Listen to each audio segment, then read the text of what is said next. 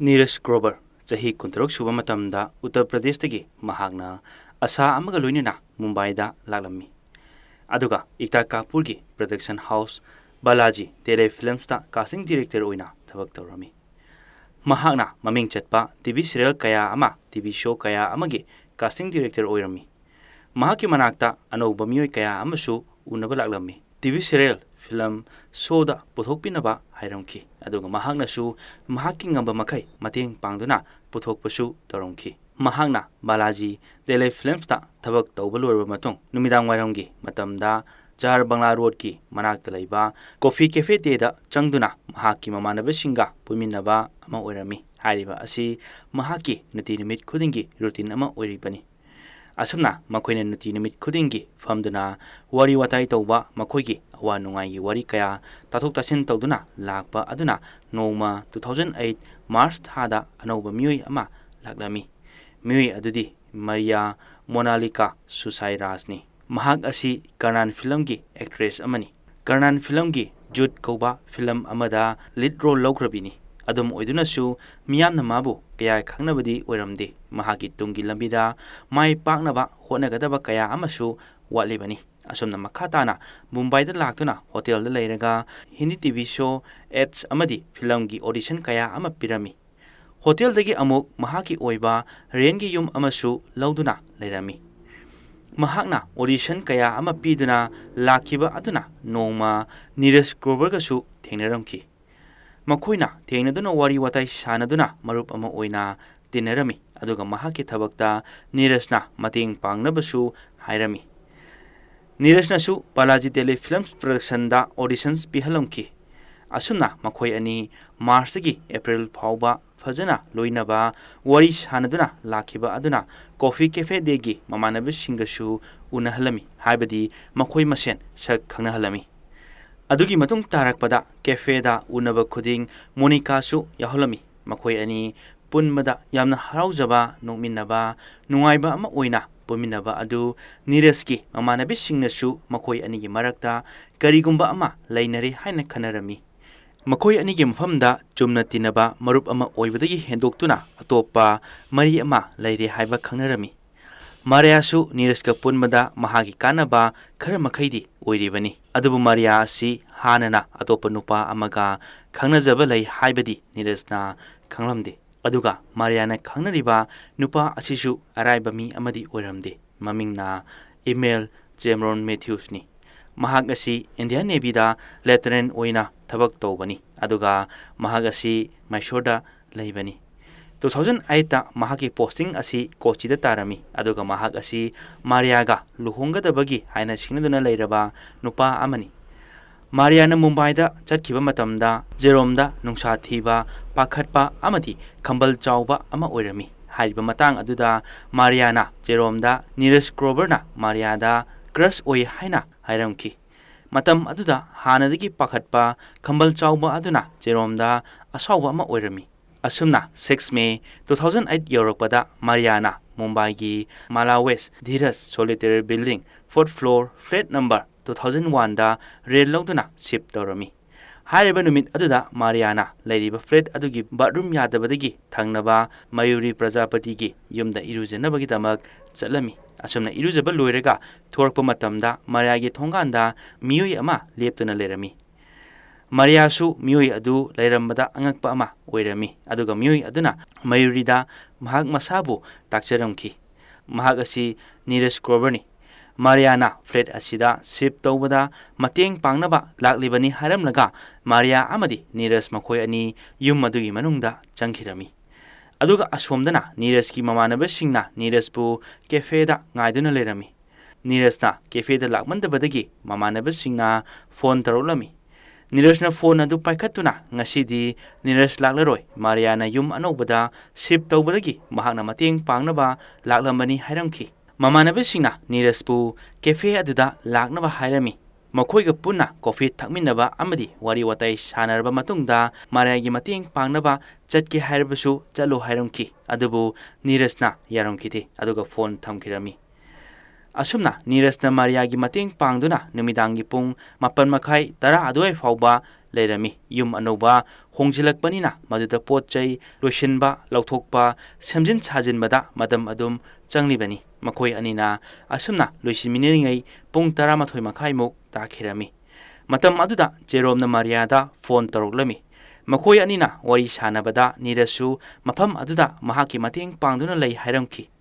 matam aduda Jerome na khudakta mafam adu thadokuna Neerajbu jahankinaba ahing lektanaba hairami asumna wari sanaringai Mariagi phone battery loikhirami Mariagi battery loikhibadagi wari sanaba loidringaida phone tatkirami pakhalaba Jerome na Neerajki number da phone taroklami Mariana phone adu paikhatlaga Jerome da asumna hairami Neerajna numit adu hanaga manadaba maung ama tawi haina tamramki Mariana hairakpada Neerajna chak chaba luraba matungda Neerajna hayeng ayukta malalda thabak ama lei maram asina yum aduda leknaba hairamki matam aduda Mariasu lekanu haibe yadabadagi hoi hairamki asumna ahing aduma Neerajna Mariagi yum aduda leklamki asomdana mahaka luhongadabagi haina singaduna leiraba nupi amagi yumda nupa ama lekhanba tumhankhiba asi Jerome da sauningba wakhal phadaba ngamlamkhide asumna numit aduma tumthaba yadana leiramki Jerome na Kochida leirabasu hek nunganbaga Mumbai da laknaba khalami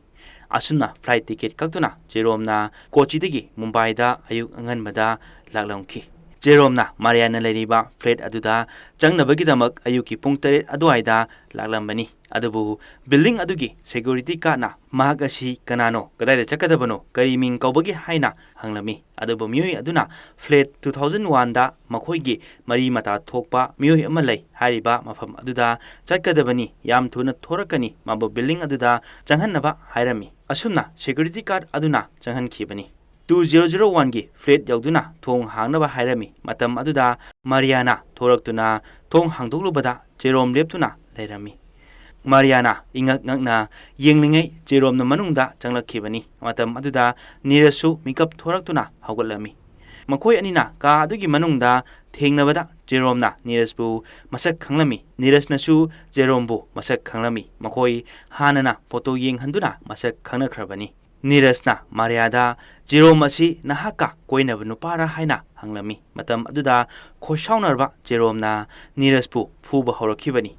makoi ani muknakhibani makoi ani bu Mariana khamdoknaba hotnabada Mariada ilakpadagi Maria leimaida tukhirami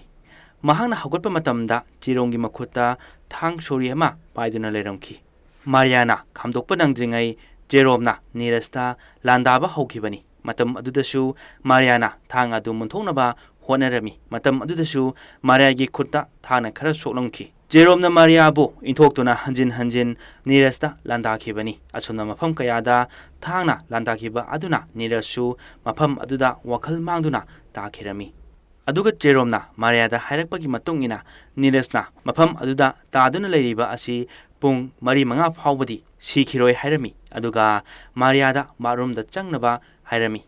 Mariana bathroomda changduna bathroomdagi thorakpa matamda Jerome na Mariada nampu hapu tawduna nupi oibigi ijetpu manghankhibani asomdana Neerajki mama mapana machanupa Neerajna phone toropa ngaiduna leirami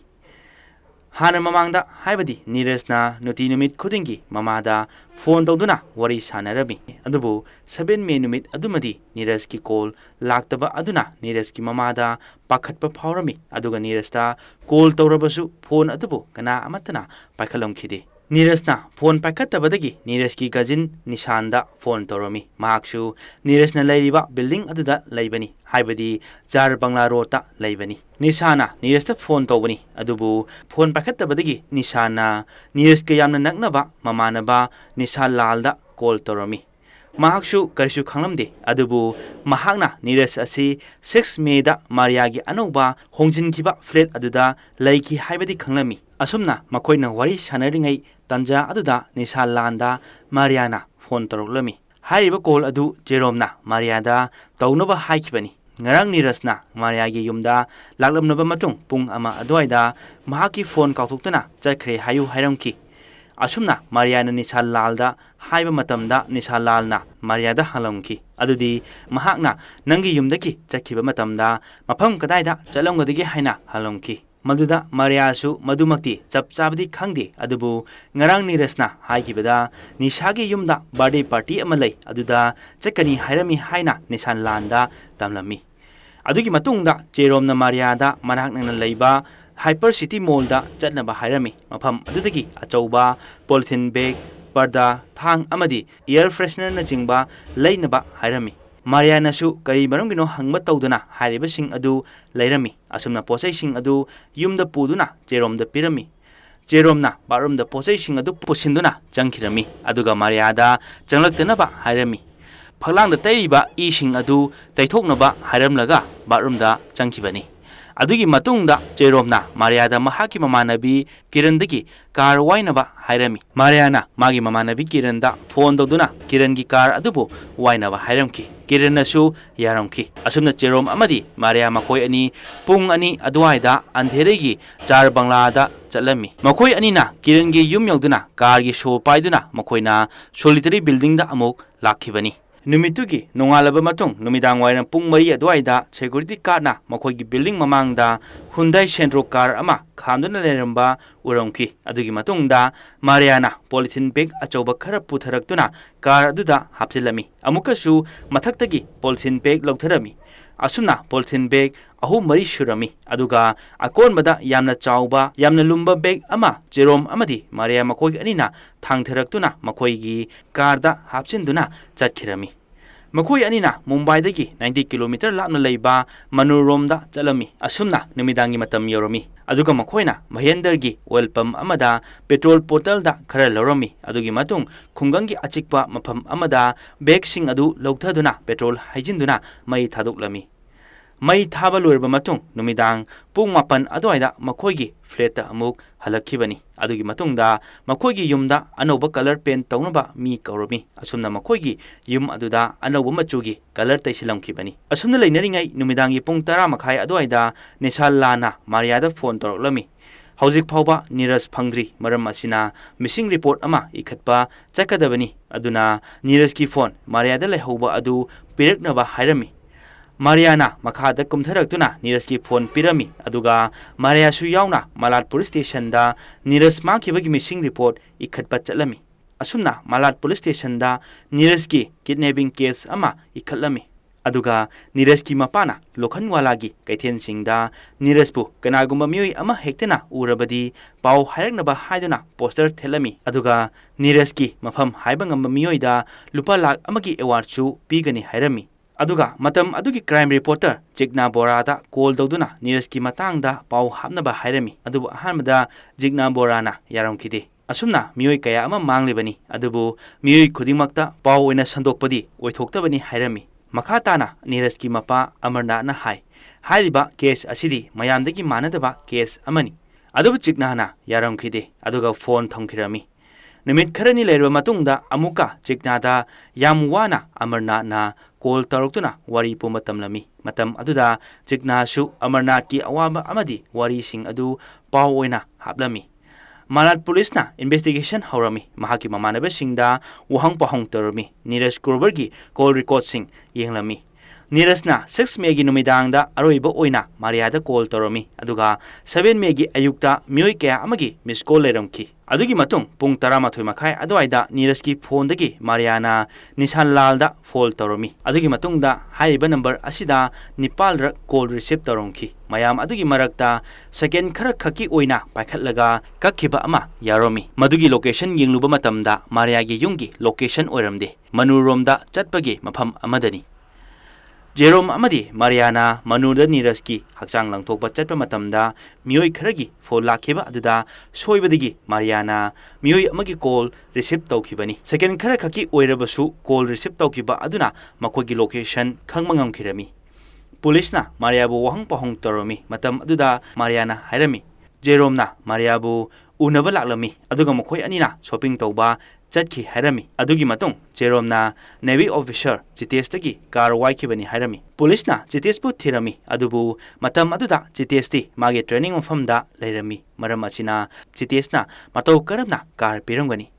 Mariana Polista haibasing asi hana mamangda Jerome na haikibadagi haibadi Polisna hanglabadi nang ngamnaba hajilo haina hairam kibani maram asina Mariana khantaba tawduna panghaida hajin kibani adugi matong JTS ki car nate khangbadagi Mariana amuka car adu mahaki mamanabi Kiran gini hairami Polisna Kiran gi manakta chatuna hangba matamda Kiran asumna hai 7 Megi numita Mariana Jerome lae makoina relative amagi yumda chatnabagi damak car waige haibadagi mana pikibani hairami adubu numidang pung mapan taraba phawba car thilaktabadagi call tawraga hangbada Niras mafam khangdana mangkhre police station da missing report ikhatpa chatke tawri hairami asumna mathangi numit Megi tangni pangi ayukta Mariana car thilakhibani Police na call record details yengbada 8 May gi matungda Jerome amadi Maria makoi anina nongmada lisingdagi tadana phonda wari sanabagi details phangba ngamlami hariba asi 8 May gi mamangdadi nongmada ani ahumlaktagi hena wari sanaba leiramkhide maram asina police ta amuka hena jingnaba ama leirami asumna police na Jerome da wahang pahong tawbada Jerome na Mumbai da Navy training gi damak lakhibani hairami adugi matung shopping mall da chatuna Maria gasu thengnai hairami adubu Maria gi yumdadi changkhiba laiti hairamki mahakna Ling Road ki hotel amada room loduna leihibani aduga mathangi numita mahaki uncle ga unaraga kochida amuk halakhibani hairami Jerome na hariba adu building adugi car na aseng mahairakpada Jerome na chenpham leiramkhide ayukta Jerome na building aduda jangnaba car ka mukna khiba aduga numidang wairamda makoi anina centro car da polythene bag hawkhiba uhobo sing adu police ta loinamak talamki aduga mayuri na hairakpada 7 Megi numita mana thabak chatnaba thorakpa matamda Maria gi thonganda mioi amaga Maria ga lehauba urami hariba mioi asi 6 Megi numidang da ukhiba mioi adu nati hairami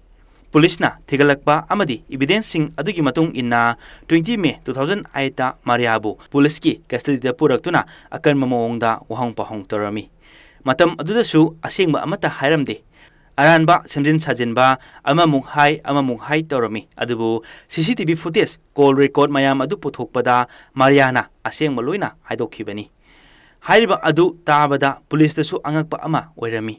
Jerome na Niraspu hatkibani aduga asiba hakchang adugi mamangda Maria da Jerome na nampu hapu tawduna Maria gi ijet lawkhibani aduga Niras gi hakchang adubu makak kya thongna kakthakibani 22 May 2008 ta Mumbai police team ama Kochi da chalami Jerome bu makoi gi custody da puraktuna uhang pahong torami matam aduda Jerome na semjin sajinba wari kaya ama lerami aduga Jerome na hairakpada Niras hatpagi mastermind asi Mariani hairami asumna amuk makoi ani maral sizinarami Mariana Niras na tawbani hai Niras na amuk Mariana haibadagi tawbani haina maral sizinarami hariba numit aduda police na Maria poduna manurgi jungle da chatlami mafam adu yaubaga Mariana mafam amada kudombi thinduna taklami mafam aduda leiramliba mawong adu kanagum amana amot akai mai thakiba malami Police na changchinduna nangna yenglubada maina chakraba hakchang machet saru polang phirol bottle amadi Ganesh yekpa lake amasu phanglami hariba lake adu Niraski mapa Amarnatha yenghanma matamda Amarnath na mathoi nungaitana kaplami maramdi hariba lake adu machanupa Niraskini hariba case asi courta chahi hum chumna chatharami matam aduda crime reporter Jigna Bora su yarongki haibadi courta hearing taw matamda hariba crime reporter Jigna Bora su yarongki mahakna kona hairakpada Jerome na mana taruriba thabak adugi mangonda karishu nungaitaba leiramde haibadi magi maithongda yamna normal oiba maithong ama oina urongki asumna July 2011 da additional judge MW Janwani na verdict tholami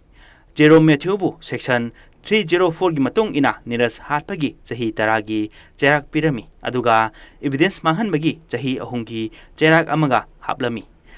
haiba asi Maria amadi Jerome da pirambani adubu Maria gi famda mi hatpagi cherak adudi phalamkide haibadi mahakna hatpanati haiduna chahi ahum khaki cherak tamak piramki haiba chahi ahumgi cherak achi Mariana evidencing muthatpa adugi damakta pikhiba cherak amani chahi ahumgi cherak adudi order thoktringaida hanana chel leirubana maram oiraga court na order thorokpa matam adudadi hanana chahi ahum phakhrabani maram masina order thokraba matung nongalaga Maria bu chel lagi thadolamki ꯑꯗꯨꯕꯨ ꯍꯥꯏꯔꯤꯕ ꯆꯩꯔꯛ ꯑꯁꯤꯅ ꯅꯤꯔꯖꯀꯤ ꯏꯃꯨꯡ ꯃꯅꯨꯡꯒꯤ ꯃꯤꯑꯣꯏꯅ ꯑꯄꯦꯟꯕ ꯑꯣꯏꯅꯔꯝꯗꯦ꯫ ꯈꯣꯏꯁꯥꯎꯅꯔꯕ ꯃꯤꯌꯥꯝ ꯑꯃꯗꯤ film ꯏꯟꯗꯁꯇ꯭ꯔꯤꯒꯤ ꯃꯤꯑꯣꯏꯅ ꯂꯝꯕꯤꯗ ꯊꯣꯔꯛꯇꯨꯅ protest ꯇꯧꯕ ꯍꯧꯔꯝꯃꯤ꯫ ꯅꯤꯔꯖ ꯒ꯭ꯔꯣꯚꯔꯕꯨ ꯈꯪꯕ ꯑꯦꯛꯇꯔ ꯔꯥꯖꯥ ꯃꯨꯔꯥꯠꯅ ꯍꯥꯏ, ꯀꯣꯔꯠꯅ ꯄꯤꯔꯤꯕ ꯆꯩꯔꯛ ꯑꯁꯤ ꯌꯥꯝꯅ ꯅꯨꯡꯉꯥꯏꯇꯕ ꯑꯃꯗꯤ ꯑꯄꯦꯟꯕ ꯑꯣꯏꯔꯝꯗꯦ꯫ ꯃꯥꯔꯤꯌꯥꯅ evidence ꯂꯣꯠꯁꯤꯟꯕꯒꯤꯗꯃꯛ ꯆꯍꯤ 3 ꯈꯛꯀꯤ ꯆꯩꯔꯥꯛ ꯐꯪꯈꯤ꯫ ꯃꯥꯔꯤꯌꯥꯁꯨ ꯖꯦꯔꯣꯝꯒ ꯆꯞ ꯃꯥꯟꯅꯔꯤꯕꯅꯤ, ꯃꯍꯥꯛꯄꯨꯁꯨ ꯖꯦꯔꯣꯝꯅ ꯐꯪꯂꯤꯕ ꯆꯩꯔꯥꯛ ꯑꯁꯤꯃꯛ ꯐꯪꯒꯗꯕꯅꯤ ꯍꯥꯏꯔꯝꯃꯤ꯫ ꯅꯤꯔꯖꯀꯤ ꯃꯤꯍꯥꯠꯄ ꯑꯁꯤꯗꯤ ꯌꯥꯝꯅ ꯁꯥꯊꯤꯕ, ꯁꯥ ꯉꯥꯗ ꯐꯥꯎꯕ ꯍꯥꯠꯂꯣꯏꯗꯕ ꯃꯑꯣꯡꯗ ꯍꯥꯠꯈꯤꯕ ꯑꯁꯤ ꯌꯥꯅꯤꯡꯗꯦ ꯍꯥꯏꯔꯝꯈꯤ꯫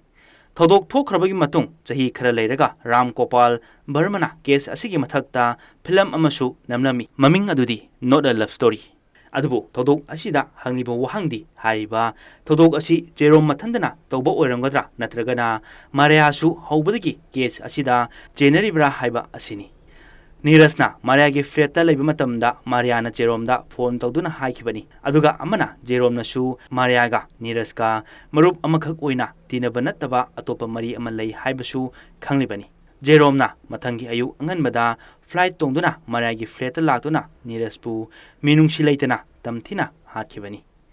ꯍꯥꯏꯔꯤꯕ ꯊꯧꯗꯣꯛ ꯋꯥꯔꯤ ꯑꯁꯤ ꯃꯌꯥꯝꯅ ꯇꯥꯕꯤꯔꯕ ꯃꯇꯨꯡꯗ ꯑꯗꯣꯝꯗ ꯀꯔꯤ ꯐꯥꯎꯕꯒꯦ ꯍꯥꯏꯕ ꯀꯃꯦꯟ ꯇꯧꯗꯨꯅ ꯊꯝꯕꯤꯔꯝꯃꯨ, ꯑꯗꯨꯒ ꯖꯦꯔꯣꯝ ꯑꯃꯗꯤ ꯃꯥꯔꯤꯌꯥꯗ ꯄꯤꯈꯤꯕ ꯆꯩꯔꯥꯛ ꯑꯁꯤꯅ ꯅꯤꯔꯖꯀꯤ ꯃꯤꯁꯤ ꯑꯁꯤꯗ ꯖꯁꯇꯤꯁ ꯑꯣꯏꯕ꯭ꯔꯥ ꯍꯥꯏꯕꯗꯨ ꯀꯃꯦꯟ ꯇꯧꯗꯨꯅ ꯈꯪꯍꯟꯕꯤꯔꯛꯎ꯫ ꯃꯁꯤꯅꯤ ꯉꯁꯤꯒꯤ ꯑꯁꯦꯡꯕ ꯊꯣꯛꯈꯤꯕꯊꯣꯛꯍꯟꯅꯤꯡꯗꯕ ꯊꯧꯗꯣꯛ ꯑꯃꯒꯤ ꯋꯥꯔꯤ꯫ ꯋꯥꯔꯤ ꯑꯁꯤ ꯇꯥꯍꯟꯖꯕ ꯃꯇꯝꯗ ꯁꯣꯏꯈꯤ ꯂꯥꯟꯈꯤꯕ ꯌꯥꯎꯔꯕꯁꯨ ꯇꯥꯕꯤꯔꯤꯕꯁꯤꯡꯅ ꯉꯥꯛꯄꯤꯅꯕ ꯍꯥꯏꯖꯔꯤ꯫